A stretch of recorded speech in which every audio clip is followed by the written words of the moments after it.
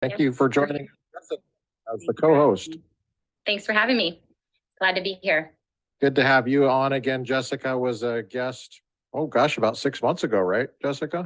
Yeah, that sounds right. Jessica was trying to convince people that homeschooling is A-okay. I'm a public school kid. I went to public school in a little town called Littleton, Colorado.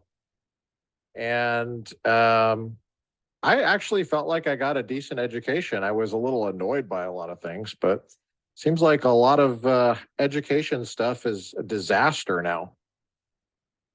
Is that how you see it, Connor? So I am also a graduate of the public school system, although for the past decade we've homeschooled our kids. I subscribe to the idea that the government schools are extremely problematic in what they are teaching, the quality of the outputs they're producing. College professors very well know that the trend of remedial classes is increasing across the country, that these high school graduates increasingly have to take, basic courses again to kind of get them up to snuff. And 40 years ago, a lot of people may not remember this at all. The Reagan administration put together a group called the National Commission for Excellence in Education.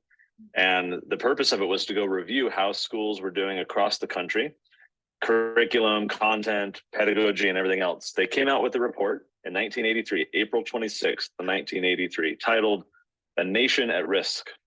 And they said, and I'll paraphrase, but I'll get this about 90% right, the kind of stinging part of what they said was that the educational foundations of our society are being threatened by a rising tide of mediocrity. That was the term they used, rising tide of mediocrity. And that if a foreign power had attempted to impose upon America the very mediocre educational performance that now exists, we would have seen it as an act of war.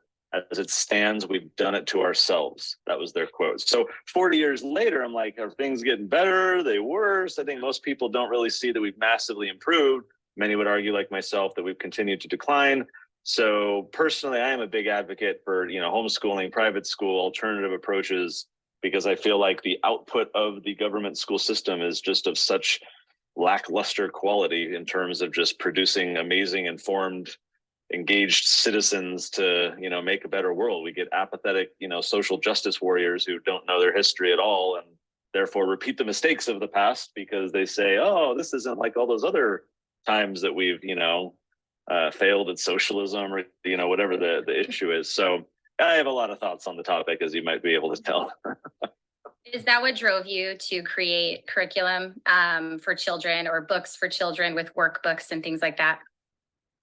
Yeah, so the Tuttle Twins books, these kids books that teach about, free markets and entrepreneurship and money and all the rest. We started the Tuttle Twins because in 2014, when we started, I basically went on Amazon trying to find something like this for my own kids. I run a think tank called Libertas Institute. We change laws. We, kind of fight for freedom at a state and local level.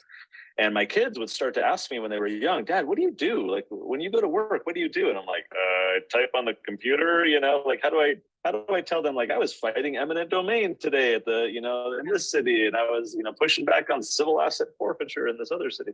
So I went on Amazon hoping to find materials that could help me talk to my kids in like simple terms. There wasn't anything. So that was kind of what prompted the idea of like, hey, maybe this would be an idea. We did one book. There was no vision for what it's become. It was just like a fun little, Wait, project. Hold on a sec. So I understood you to say that you have the books. You said that and you're using them at home, or that you wrote them. Yeah, I write these books. The Tuttle Twins books. Tuttle Twins? Yes. Yeah, I'm the author of the Tuttle Twins books. Oh, okay. For some reason, I thought that was, okay, sorry. So you're the author of the Tuttle Twins. I am, yes. You're the guy. Okay, all right. For better or for worse, here I am. Yeah, we've sold. Wait, did you say that you were against civil asset forfeiture? Is that out? Absolutely. Off this podcast. Okay. You're banned. All right. We're huge fans of civil asset forfeiture. Just kidding. Totally. Just kidding. Man. So you have kids. How many kids do you have? Two kids.